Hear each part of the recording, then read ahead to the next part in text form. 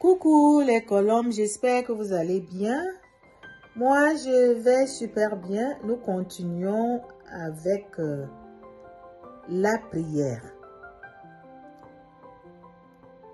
Il y a beaucoup de gens qui se demandent, j'entendais souvent, et comment quelqu'un peut se placer toute la nuit en train de prier. Tu parles quoi? Tu dis quoi?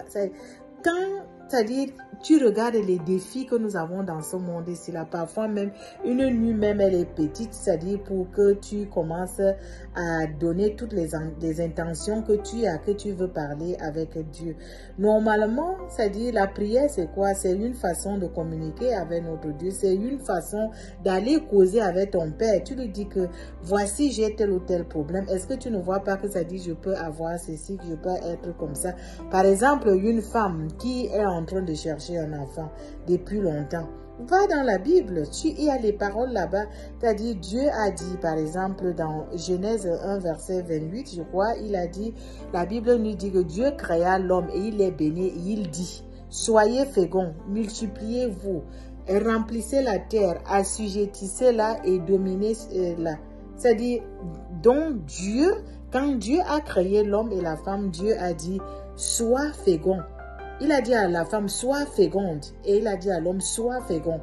Donc, ça veut dire que la stérilité, ça dit que quand une femme n'a pas d'enfant, ce n'est même pas dans la volonté de Dieu. Et tu te places sur ces versets-là pour réclamer la bénédiction que Dieu t'a donnée. Il t'a laissé cette bénédiction-là afin que tu réclames ça en toi et que tu deviennes féconde. Parce qu'il a dit, tu dois être féconde pour remplir la terre. Et donc, tu dois, c'est-à-dire, tu es condamné à féconder. Tu es condamné, chaque femme est condamnée à procréer. C'est-à-dire, et tu dois réclamer ces paroles-là. C'est-à-dire, tu dois réclamer ces promesses de Dieu-là dans ta vie. Et ça va se réaliser.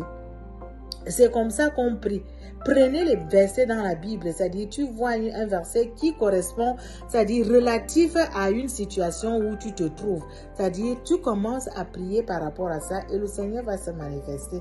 Et tu crois pendant que tu es en train de prier, vous allez voir comment le Seigneur va se manifester d'une manière très puissante au travers de sa parole. Nous avons dit dernièrement que la parole, c'est Dieu lui-même qui est dans la parole qui se trouve dans la Bible.